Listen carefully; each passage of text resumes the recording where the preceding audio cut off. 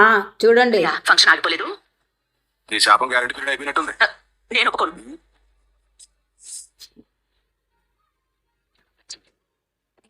చెప్తాను, కొంచెం దూరంగా ఉంటే.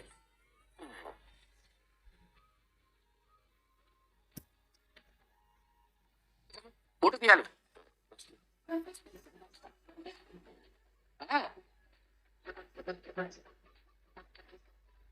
కొంచెం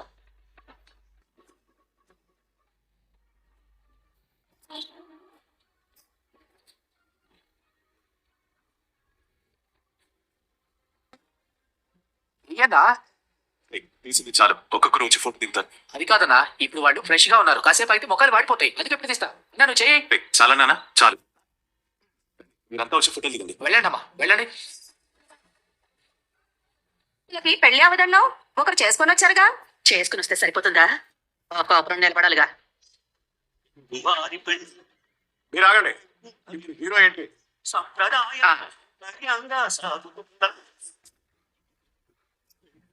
బన్సీ, ఆ మ్యూజిక్ ఆపరా. ఇందాక నేను చెప్పానే ఆ రికార్డు. అలాగే బాబాయ్.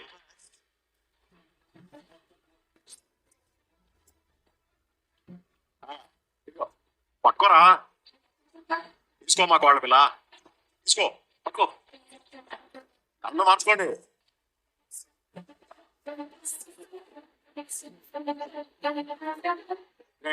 నన్ను మార్చుకోండి.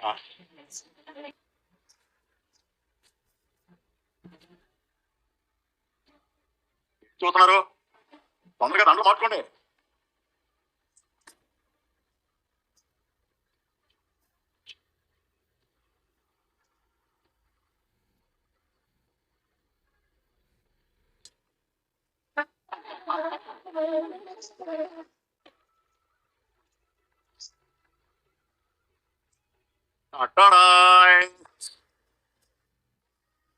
ఎవరో ఏదో వాగారుగా, ఇద్దరు ఇష్టపడి పెళ్లి చేసుకున్నారా? బాగా చూడండి.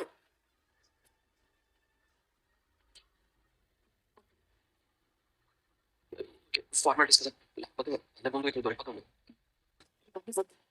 నేను వెళ్ళిపోతున్నాను. నా వల్ల కాదు, కానీ అందరూ చూస్తున్నారు. ఇప్పుడు నేను వెళ్ళిపోతే డౌట్ వస్తుంది. ఏం చూస్తున్నారా? సరే బంగారమే, కోడల పిల్ల మెళ్ళ వేయి.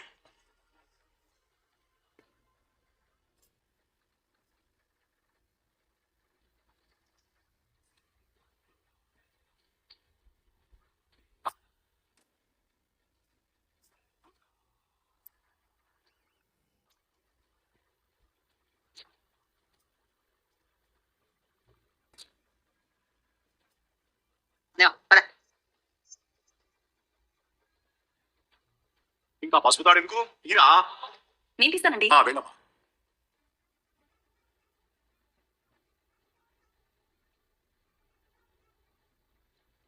ఎక్కడ పడితే అక్కడ పెట్టదు మాధవా, దేవుడి దగ్గర పెట్టు. ఈ నాన్న కాళ్ళకి నమస్కారం పెట్టుకో.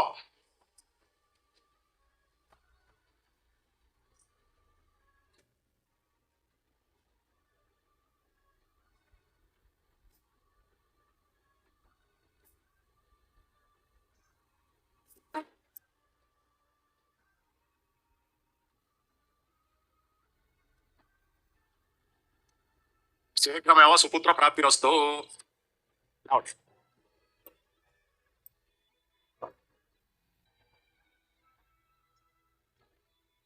ఇంటికి ఏ ఆడది రాని, నీ ఇంటి కోడలిగా ఏ ఆడదు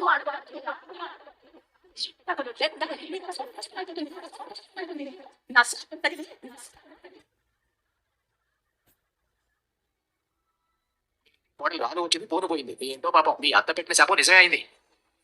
ఇష్టం లేని ఆ పెళ్లి తప్పించుకోవడానికి పోలీసులు చూపించిన మార్గం ఈ పెళ్లి, అంతే తప్ప మేమిద్దరం ఇష్టపడి పెళ్లి చేసుకోలేదు.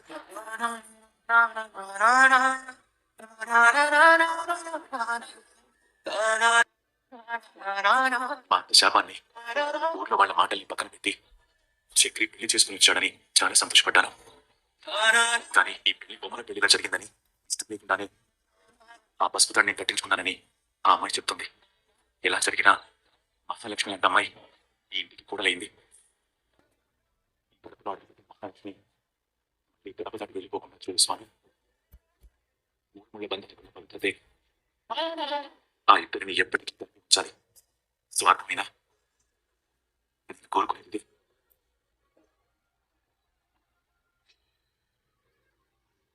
గాడేదో మాయ మాటలు చెప్పి చేసుకుని ఉంటాడు. లేదంటే ఇంటి గురించి తెలిసిన అమ్మాయి అయితే దగ్గరికే రానిచ్చేది కాదు. వీళ్ళని చూస్తే నేల మీద నిలబడటం లేదే. అంతా మూన్నాళ్ళు ముచ్చటేనే. ఈ ఇంట్లో కాపురాలు నిలబడవు. బిర్యానీ బాగుంది కేశవా. కానీ మీ మాటలే బాలేవు. ఫంక్షన్ కి పిలిస్తే వచ్చామా తిన్నామా అన్నట్టు ఉండాలి. మీ ఇంట్లో ఏం జరుగుతుందో మేము వచ్చి తొంగి చూస్తున్నావా? దాని గురించి మేము మాట్లాడుతున్నావా? నీ కూతురు నాకు లవ్ లెటర్ రాసిందని చెప్పు కాకుండా పెళ్లి చేసి పంపించావు. నేను వీళ్ళందరికీ చెప్పనా? బిర్యానీ కావాలంటే పిలువు, ఎంత కావాలంటే అంత పెడతాను. రే చూడు, ఏం కావాలో నువ్వే చూసుకురా. నువ్వు గట్టి పెట్టావు కదన్నా, నువ్వు అడగలే. మీ జంట చూడ ముచ్చటగా ఉంది.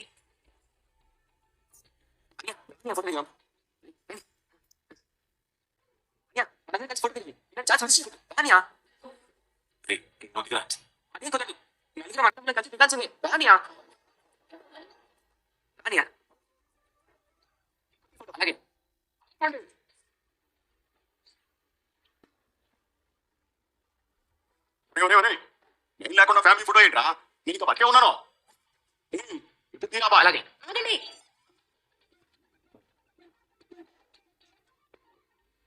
నేను లేకుండా ఫ్యామిలీ ఫోటో ఎలా దిగుతారు? నీ అమ్మ చూస్తే నీ ఫోటోకి దండపడుద్ది. రే, ఏమన్నారా? ఇదిగో అందరూ వినండి. చిన్నప్పుడు వీడికి నీ కాలేజ్ కనిపెట్టారే చెప్పతే ఫోటోగా మీకు కొంచెం దగ్గర రండి. అన్నారా? ఇప్పుడు బావా, నాతో ఫోటో దిగడానికి ఇష్టం లేదా? అదే లేదే. మరి చిరునవ్వు నవ్వచ్చు కదా.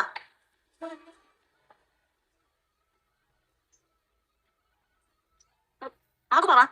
ఇదిగో భయ్యా, మా ఇద్దరిని కూడా ఫోటో తీ. అలాగే మేడం. బాబు ఇక్కడికి రావడానికి మా అమ్మతో తిట్లు దెబ్బలు తినొచ్చాను. నువ్వురా, నువ్వు. రే మహేందర్, ఈ కాపీ నాకు కావాలి. ఇవ్వలేదనుకో నీ ఇంటికి వచ్చి కొడతాను. ఖచ్చితంగా సార్.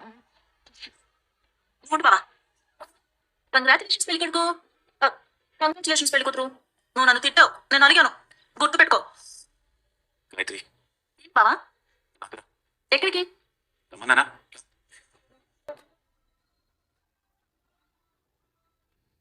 చోటు తాత. కదా ఏదో కూర్చోడు. అవును తాత. ఎరా మా కోడలు పన్నెండింటికి వెళ్ళిపోయిందా? కాదా వచ్చింది కదా. నువ్వేమంటారా? చేయి కడుక్కొని ఉన్నారాయన. నువ్వు ఆ మాట్లాడడం తప్పు. ఒప్పుగా అప్పుడు వేస్తా. నేను ఒక్కనే అన్నానా? అందరూ అన్నారు కదా. బాగుంది కూడా ఉందిరా. ఇప్పుడు నీ సంగతి చెప్పు. తప్పుడు కోత కూసావా లేదా? చేయి కడుక్కొని చెప్తున్నారాయన. ఏది కడుక్కోకుండా రెండు చేతులు ఇలా కొట్టాను. ఒప్పుకుంటావా లేదా? భోజనానికి పిలిచి ఇలా అవమానిస్తావా? ఏయ్, అవమానం అంటే ఇది కాదురా. నా కొడుకుల్ని పట్టుకుని మీకు పెళ్లిళ్ళే కావని మీరంతా కలిసి బాధ పెట్టినలే కదరా. అదిగా అవమానం అంటే. ఇక్కడి నుంచి ఎవడు నోరెత్తినా నాలుక చీరేస్తాను. ఇక్కడ రా.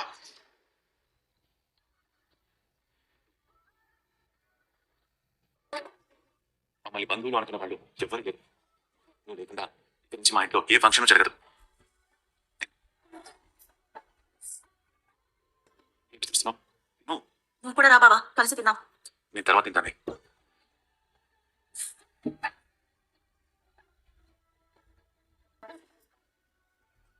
బావా చాలు, కొంచెం చాలు బావా. అన్నా వచ్చిన వాళ్ళందరూ తిన్నట్టే టేబుల్స్ తీసేమంటావా? మనం ఇంకా కావాలంటే ఇక్కడే ఉన్నాయి. నువ్వే ఉండొచ్చు. తెలిపిస్తాను కదా. కానీ ఇక్కడ ఉన్నాడు.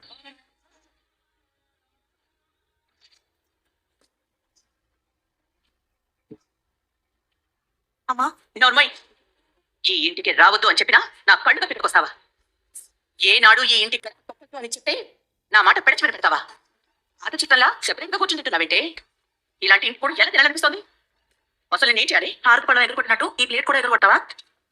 ఒకసారి తల తిప్పి అటు చూడు. మా ముద్దుల పెద్దమావయ్య ఏం చేస్తున్నాడో తెలుస్తుంది.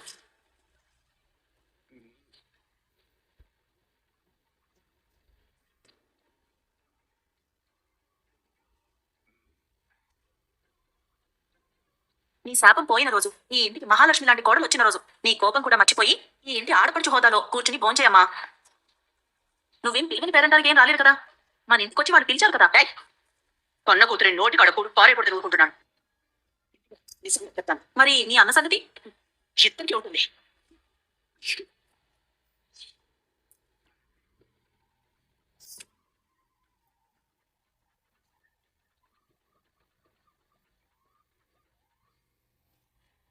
పోస్తే నిలిపేసుకుని చాలా ఏళ్ళైనా ఆనాడు మీరిద్దరూ కూసిన కోతలు ఇంకా నా చెవుల్లో వినిపిస్తూనే ఉన్నాయిరా.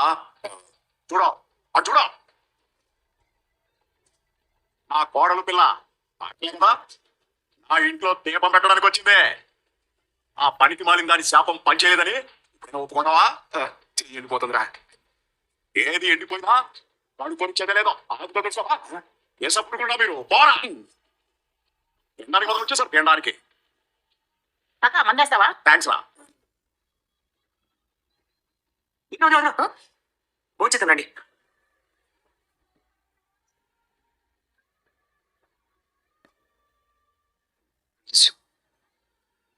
రామా పోషించదు కానీ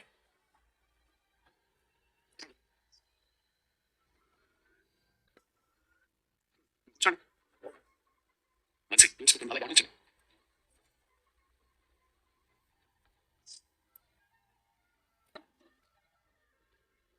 నువ్వు కూడా కూర్చోనా, నేను వడ్డిస్తాను.